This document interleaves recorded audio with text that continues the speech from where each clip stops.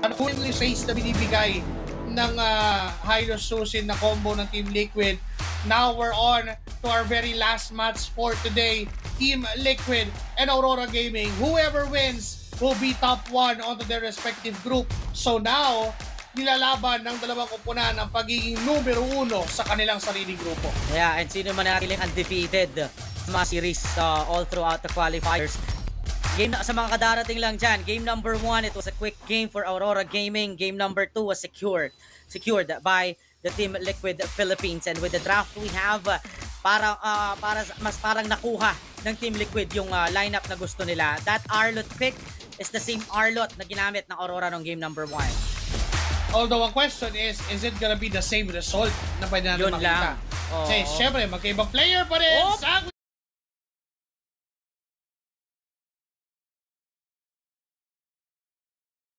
So, well, correct. Makakataka si Sanji with a flick na meron siya. Sa buhat nga lang, ito si Renny J. Naku po, target na si Chessman ay nandyan. Tumalon, lumipad. At kinailangan na lang ng onting blades para patayin ang Hitman. The surge of life is not enough to extend this life on that specific team fight, and we felt the early punishment ng Team Liquid. Nakauna doon ang Aurora Gaming. Lamang sila when it comes to positioning and sila yung nakauna talaga, pero mas nanaig pa rin ang poke damage ng isang Zushin, and they're not yet done. Look at that! A tank being dive, Carl TZ with a tower dive, Tempest para lang mapaslang doon etong si Edward. Usually, i-reserve mo yung Tempest of Blades na yan para sa Turtle, pero hindi. Kaya kong tower dive, sabi ni Young Goat. Binigyan na agad, but Sanji with a crucial lance! Flare! Isang palo na lang, isang first kill na lang, patay na si Sanji doon. Final slash, won't even connect. Pero, yung crucial buhat, yung crucial babad, the Hylos Susin combo is doing it for Team Liquid. Grabe, konting ano na talaga, isang ubo na lang. Isang ubo na lang yung Susin ni Sanji doon, pero nagawan pa rin ng paraan. Wow, what a clutch kill. Though the Turtle is still available to contest para dito sa Aurora, but I doubt if that they wanna contest this. They finally realize na talagang kulang pala tayo. Lugi pala tayo sa early, pero naman final slash! Huli palbon sa loob itong si Edward. Tempest of Blades once again. Paon doon sa mukha ni Edward. Patay din si Renny J sa may backline. Walang no choice si Yue kung hindi umuwi at iwanan na lang ang mga members ng Team Liquid. Team Liquid is showing us you won't give an assassin to Carl TZ. You don't want it. Dahil ganyan yung kayang gawin. Ang pagbabalik ng daliri ng Prodigy. Yung tikas ng pagiging assassin man ni Carl TZ. DM2 World Champ. DM4 World Champ. Pinapakita lang na ito yung kayang ipakita ng koponan ng Team Liquid kapag hawak ni Carlito ay ang mga assassin niya. And one more thing is yung performance ni Daddy JP. Talagang since game number 1, game number 2, and game number 3, sobrang maximize netong Team Liquid Philippines. Yung mga save niya dito kay Sanji. One more thing, yung expected naman natin na gagawin ng Arlot, pero kanina nabigla ni ultimo si Edward. Ginamit niya tong Arlot ng game number 1, pero parang na-surprise pa siya dun sa hampas sa kanya kanina. You'll never see it coming din talaga kapag mga Arlot no? Na oo, alam mong may threat ng final slash flicker, pero hindi mo alam kailan mangyayari, kailan magko-commit. Diba yung Team Liquid Philippines, and they're taking Aurora into surprises that they can even handle. Kaya naman, sila yung nakakalamang ngayon, 5-0, a 3K gold lead for Team Liquid Philippines. Hindi makasagot ang Aurora right now. Is pogi ang gagawin dito ng Aurora. Hinihintay nila na makabalik sa laban etong si Demon Kite and matulungan sa early game etong kanyang mga scaling hero. Kasi pagdating ng mid game to late game, lalo na pag nag-activate na itong 1-1 na Demon Kite or Doming Kite rather, ay doon natin mararamdaman ang draft na meron ng Aurora Gaming. What more kung kumunat din at makahabol sa item etong si Edward, kasi may pangarap ka na, meron ka pang extra damage mula sa kanyang Primal Wrath. So yun yung pinaka-idea ng Aurora Gaming. Tumiis muna, tiis pogi, kasi pogi naman sila lahat. Oo. Diba? So tiis muna, maghanap ng perfect timing, turtle fight. Nakaabang si Edward. While sa hindi ko connecta, medyo na-anticipate yung timing noon. Napabuhat pa. Friendly battle is kanino mapupunta. At na kay Chessman, kay Carlito pa rin. Another kill. Tempest of Blades na gagamitin. Ang gano'n kill. Di na pipilitin ang mga members members ni na Team Liquid PH ay lumalaban pa rin, but there goes down. Si Renny J lang mag-isa na sa turtle. Clearly, this is still a lead for the Cavalry. I love the way Aurora attempted to challenge the Turtle this time. Sinusukat na nila yung kakayahan nila bilang 5-man na makisipagsabayan dito sa Team Liquid. Pero lamang pa rin technically. Kung napapansin niyo ang Team Liquid doon sa clash na yon, it just so happen na hindi tumama yung final slash doon ni Sanford, kaya hindi talaga nakaabante ang Team Liquid. Pero yung Glorious Pathway, yun yung pumutol sa momentum kanina ng Team Liquid, kaya wala silang nakuhang hero mula sa Aurora Gaming. Pero pagdating sa retrihan, doon nagwagi si Young Goat against Demon Kite.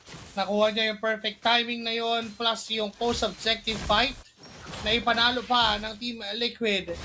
Pero this is what to expect considering the lineup na meron ang Aurora Gaming. Matagal pa yung damage output from Yue and even from Doming Kite. So naghihintay pa tayo ng tamang oras for them to scale up. But for Team Liquid, hindi nila hinahayaan mag-scale ng malaya yung mga heroes na yon. Laging yung ikot, yung rotation ay napupunta doon sa 1-1 ni Doming Kite. Alam din niya na siya yung nagiging target. So paglilipat naman ang target eh dito sa gitna na lang ang punteriya. Renny J bumuhat ng isa pero may Purify pala. Sa ngayon yung tutumba. Tara sa kamot and getting that kill. Turn it down as well. Yung mga ganon na gustong gawin ni Renny J ay hindi niya magawa ng maayos dahil sa mga Purify na meron, sa sustain na meron ng Team Liquid Philippines. Di ba malaluntian yung spells ng Team Liquid? They have 2 Purifies plus Revitalize. So kahit matalunan ni Renny J yung dalawa kanina, wala man siya nabuhat pabalik, and siya pa yung na-punish because of the slow Glorious Pathway mula kay Daddy JP. Hindi makarespo yung kanyang mga kakampi. Yan yung isa sa mga hirap sa compare mo sa ibang mga XPs, yung isang Edith. Kasi kailangan niyang gamitin yung kanyang flicker para magkaroon ng surprise factor yung kanyang crowd control. Dodgeable kasi yung onwards So you need is a flicker, earth shatter just to surprise the opposing team. And he did not use that because there's a Glorious Pathway inside. At mukhang madadamay lang siya kung tutulungan niya si Renny J. Kailangan pa ng oras. Oras pa for Aurora Gaming. 7 minutes in, roughly 5 minutes pa ang kinakailangan para maramdaman yung damage output. The good thing for Aurora is that hindi pa namamatay etong si Doming Kite. Hindi pa siya nahawakan. He was just taking those farms, minions, and even yung mga buff o yung mga jungle camps ay nakukuha din naman niya. So technically, this is still good. Pa din to? Good 1-1 game pa din to for Doming Kite. Kailangan lang mahanap yung perfect timing kung sino yung i-stackan, sino yung tatargetin, and binibigay na rin naman ng Aurora sa kanya yung mga lane. So technically, ang plano na ng Aurora dito, Doming, pabilisin na natin yan. Matagal pa ba? Kaya na ba? Sa ngayon kasi medyo hindi pa. I think kailangan din kasi dito ni Doming na kumunat pa, either Edward or Renny J, kasi kailangan meron tagasalo ng damage muna. At maging abala si Sanji at si Kielwan habang nagkakaroon ng teamfight. Kasi pag na-focus niya yung atake dito, hindi niya makukuhang lumipad. Tingnan mo naman yung tower dive once again. Napilitang gumamit ng Primal Wrath si Edward para lang matagalan yung mga blades na ibinigay sa kanya ni Chessman. Pero ang target pala dito ng Team Liquid ay basagin ang depensa sa may itaas. Dinadaan na sa macro ng Team Liquid. But here comes a final slash coming in from Sanford. And holy moly, is gonna go down. May summon force mula kay Kielwan. Alam niya walang uhuli sa kanya, kaya sumasayaw lang. Pero sinasano niya yung mga turret shots, kaya mapapaatras na. And now for Team Liquid PH, silang nakalamang getting 1-1, getting Doming Kite, and now yung mid lane ang next na punterya. Pero hindi pala, liliko sila sa purple ng isang Hayabusa. Yeah, pipilayan pa nila lalo dito si Demon Kite. We expected an aggressive Hayabusa, pero ngayon ay nahihirapan. Nahanapan na ng paraan ng Team Liquid yung assassin ni Demon Kite since game number 2. Di ba? Parang sa tingin ko, kryptonite niya si Daddy JP. Nangyari yung mga Unbreakables play nung game number 2. Tapos nangyari yung kaninang Law and Order. Mapapatay na lang niya si Sanji, is naangat pa siya. Di ba yung mga ganong klaseng deny? Sa tingin ko yun yung nagpabagal dito kay Demon Kite, kasi iniinda na niya na pwede siyang makontrol at pwede siyang mapatay. Kaya medyo naging passive yung laruan ng kanyang Hayabusa. One more thing is aggressive naman sa kabilang dako yung playstyle nitong ni Carteezy. Wala siyang pake kung sino man.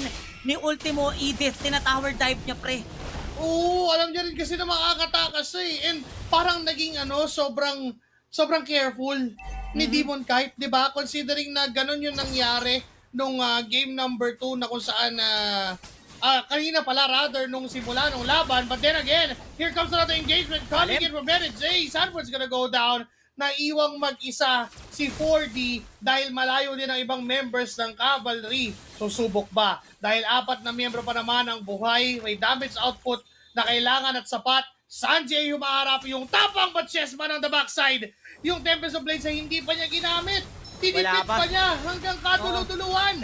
Binibait lang dito yung mga resources na meron ng Aurora. Glorious Pathway, tamang tipla. Na-slow lahat yung 4, pero may mga poke damage din na mula doon kay Yue. Summon Force gagamitin naman. Nakalipad yung 1-1 ni Doming. Kulang pa rin yung inibigay na damage against Team Liquid.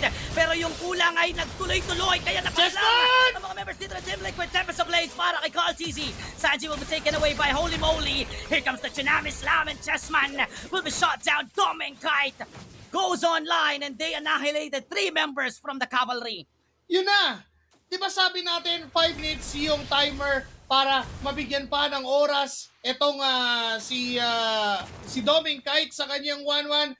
And there you have it. Kanina nung 7 minutes hindi natin maramdaman pa yung damage output. Pero ngayon na nasa 11 na, kinakaya na, pansamantala, nakukuha na ng Aurora yung mga gusto nila.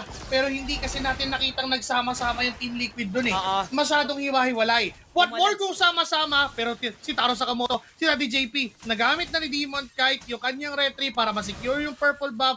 Napakahalaga din naman kasi noon considering na Ling yung katapat niya. Baliktad na yung sitwasyon ng inaagaw ng si Carl Easy. Balikan natin yung sinasabi mo kanina. Tama yung sabi mo. Outnumbered din. Itong Team Liquid, kung malalapitan, abangan sila ng Aurora. Biruin mo, hinintay ng Aurora Ginamore yung pathway bago sila umabante. And after that, naging madali sa kanila na magbabad sa team fight at napanapan na yun dahil tuloy-tuloy din yung poke na binibigay nitong ni Yue plus nakalipad nga si Doming. May susubok na naman muli ang Aurora na pumosisyon. Although matagal pa naman yung Lord, 30 seconds pa man halos yun, na nakapwesto na rin naman ng Team Liquid Philippines. Nag-aabang sila ng pwedeng dumaan. And yung target na rin ay pwedeng yung Torres sa itaas. 4 na miyembro, 5 doon for the Cavalry. Malayo ang ibang members ng Aurora. Lamang dito sa push ka sa Liquid effort ng gawin Etong mga maagang execution na to, tinatakot si Demon, an early Crimson Beacon coming from Sanji. And look how yung may pre-fight harapan si Sanji. Diba kasi yung threat ng Tsunami sa amin Tidal Strike kaya napatay kanina si Sanford. Kaya ang trabaho ngayon na kumuha ng early vision ay nagmula kay Sanji pero may conceal tayo mula kay Rene J. Maghahanap siya ng tamang tao na pwedeng pitasin mula sa Cavalry mula makalamangin when it comes to manpower. Although up yung Purify ni Kel1, up din yung Purify ni Sanji. Silang dalawa yung possible na magandang target pero minamadali nakita si Chessman doon sa Lord. Papasok na ulit. Kel1, Zaman Force. Nandiyan rin si Carl TZ. Almost gonna go down in the red. 3 Muson from Carl TZ himself. Double kill from Kel1. 4 men down from the side of Aurora Gaming. Making a wipeout. And Team Liquid Philippines marching down that middle lane. Tinan mo yung tapang ni Sanji, men. Pinasok na sa mismong base. Nag-Winter Crown pa. Nag-Immortality. Kel1 with a Winter Crown. Tapos biglang basag na lang ng base. Team Liquid Philippines is gonna be securing that reverse sweep against Aurora Gaming. Wow! Still, the defending of MPL S15, the strongest Philippine team proves it dito sa day number 2 ng reverse sweep against the Aurora Gaming. Lahat sinet up na doon ng kubra ng Aurora MLDB. We thought we were